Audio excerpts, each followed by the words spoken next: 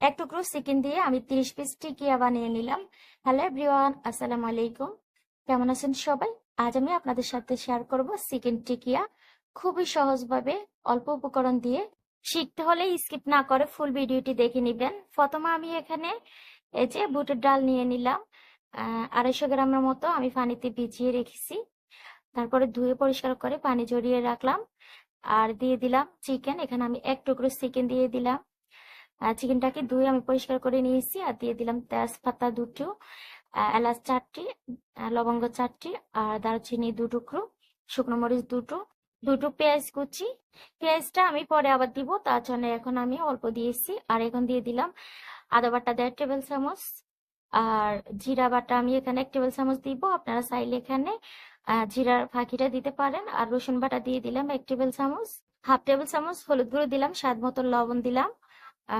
আর দিয়ে দিব এখানে মরিচ গুঁড়ো সামান্য, কারণ মরিচটা আমার বেশি হলে কিন্তু হবে না, আমার বাচ্চারা খাবে না, তার জন্য দিয়ে দিলাম তেল। রেগুলার যে রান্না সয়াবিন তেল আছে সেটা আমি এখানে 4 টেবিল চামচের মতো দিয়েছি। দিয়ে আমি এখন পানি দিয়ে দিব। পানিটা দেওয়ার পরে আমি নেড়ে ছেড়ে ঢাকনা দিয়ে ঢেকে দিব প্রায় 20 থেকে 25 মিনিটের জন্য। আমি 20 মিনিট পর ফিরে আসলাম। দেখুন মাংসটা সিদ্ধ হয়ে গিয়েছে, ডালগুলো সিদ্ধ হয়েছে, আর পানিটাও শুকিয়ে গিয়েছে। আমি আরো 2 মিনিটের মতো আমি জাল করে নিব, যাতে করে আমার একটু পানি না থাকে, একেবারে শুকিয়ে যায়। চুলার হিটটাকে বাড়িয়ে তারপরে আমি ব্লেন্ড করে নেব। আপনারা চাইলে শিলপাটার মধ্যে বেটে নিতে পারেন, আবার না বেটে নিলেও হবে, কারণ আপনারা হাত দিয়ে ম্যাশ করে নিতে পারেন, যেহেতু ভালোভাবে সিদ্ধ হয়ে যায় তার জন্য বলছি। জালটা যদি একটু কম হয় সেক্ষেত্রে কিন্তু বাচ্চারা খেতে অনেক ভালোবাসবে। আমার বাচ্চারা তো অনেক পছন্দ করে এই খাবারটা। আহ এই যে আমার কিন্তু এখন ঠান্ডা হয়ে গেছে। আমি এখন ব্লেন্ড করে নেব। অলরেডি আমার ব্লেন্ড করা হয়ে গিয়েছে। এই যে একেবারে মিহি করে আমি ব্লেন্ড করে নিয়ে এসেছি, দেখো। এই যে এখন আমি বাকি যে উপকরণ আছে সেগুলো দিব। আমি কিছু কিছু উপকরণ বাদ দিব, কারণ যেহেতু আমার বাচ্চারা খাবে তার জন্য। এখানে আমি পুদিনা পাতা দিয়েছি, আপনারা চাইলে পুদিনা পাতা স্কিপ করে ধনিয়া পাতাটা দিতে পারেন। আর দিয়ে দিলাম এখানে ভাজা পেঁয়াজ। পেঁয়াজ বেরেস্তাটা দিই না, পেঁয়াজটাকে আমি হালকা একটু ভেজে নিয়ে এসেছি। আপনারা চাইলে এখানে পেঁয়াজ বেরেস্তাটা দিতে পারেন, কারণ আমার কাছে মনে হয় সহজ লাগে এভাবে পেঁয়াজটা একটু হালকা ভাজা দিয়ে দিলে। আপনারা চাইলে এখানে কাঁচা পেঁয়াজ, কাঁচামরিচ, আর লেবুর খোসা বা লেবুর রস, যেটা আপনারা দেন।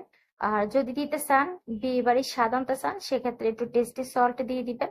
টেস্টিং সল্টটা কিন্তু দিলে বেশি টেস্ট আসবে। আর আমি বাচ্চাদেরকে কিন্তু বেশি একটা ভেজাল জিনিস খাওয়াই না, তার জন্য আমি টেস্টি সল্টটা দিইনি। এই যে মাখানো হয়ে গেছে, এখন আমি টিকিয়ার যে শেপ আছে সেই শেপ গুলো দিয়ে দিব। আমি আমার সাইজ মতো দেব, আপনারা ছোট বড় করে দিতে পারেন। আর এই যে পুরটা আছে সেই পুরটা যদি নরম হয় সেক্ষেত্রে আপনারা এখানে পাউরুটি বা বিস্কুটের গুঁড়ো করে দিতে পারেন। আর যদি মনে করেন যে শক্ত হয়েছে সেক্ষেত্রে আপনারা ডিম ভেঙে দিতে পারেন। আমি একটা ডিম দিয়েছি, আপনারা চাইলে 2টা 3টা যা লাগিয়ে দিবেন। আর এই যে দেখুন, এখানে আমি এক টুকরো মাংস দিয়ে 30 পিস টিকিয়া বানিয়ে নিলাম। এখন আমি তেলের মধ্যে বেছে নিব। আর তেলটাকে আমি আগে থেকে এখানে গরম করে নিয়েছি।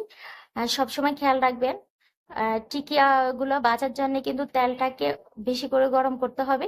আর যদি হালকা একটু ঠান্ডা বা একটু নর্মাল বা অল্প গরম মধ্যে দেন, সেক্ষেত্রে কিন্তু টিকিয়া গুলো সবগুলো জোড়া খুলে যাবে বা ভেঙে যাবে, একবারে জোড়া জোড়া হয়ে যাবে। তার জন্য বলছি, আপনারা যখন এই যে এখানে প্রথমবারে আমি যে কয়টা দিছি সে কয়টা হয়ে গেলে আপনারা তেলটাকে আবারও গরম করে নেবেন ভালোভাবে, তারপরে বাকিগুলো ভাজবেন। প্রত্যেকবারে কিন্তু আপনারা টিকিয়া ভাজার সময় তেলটাকে ভালোভাবে গরম করতে হবে, তা না হলে কিন্তু আপনার টিকিয়া গুলো একেবারে ভেঙে যাবে, গোটা গোটা থাকবে না। দেখুন কালারটা কত সুন্দর আসছে। যতক্ষণ দেখবেন কালারটা না আসছে ততক্ষণ আপনারা কিন্তু ভেজে নেবেন। চুলার হিটটাকে বাড়িয়ে, চুলার হিট আপনারা অল্প দিয়ে টিকিয়া ভাজতে নেই, যদি বাজেন সেক্ষেত্রে কিন্তু সবগুলো ভেঙে যাবে। কত সুন্দর হয়েছে দেখুন কালারটা। আমি কিন্তু কোনো এখানে রং দেইনি, আপনারা তো দেখতে পাচ্ছেন। এখানে আমি 15 থেকে 17টা টিকিয়া ভেজে নেব। আর বাকি যে 10 থেকে 12টা টিকিয়া থাকে সেগুলো কিন্তু আমি ডিপ ফ্রিজে একটা বক্সে ভরে তারপরে রেখে দিব। যখন মন চাইবে তখন কিন্তু আমি ভেজে নেব। ফ্রিজের ডিপের মধ্যে কিন্তু রাখলে আপনারা প্রায় 2 মাসের মতো রাখতে পারবেন। 2 মাস পর্যন্ত কিন্তু কোনো নষ্ট হবে না। ঘরোয়া ভাবে যদি এভাবে আপনারা চিকেন টিকিয়া বানান সেক্ষেত্রে কিন্তু ডেট ফেল হবে না, কারণ এখানে কোনো ভেজাল কোনো কিছু দেওয়া নেই।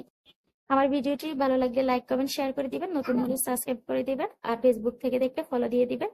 আজ এ পর্যন্ত, সবাই ভালো থাকবেন। আল্লাহ হাফিজ।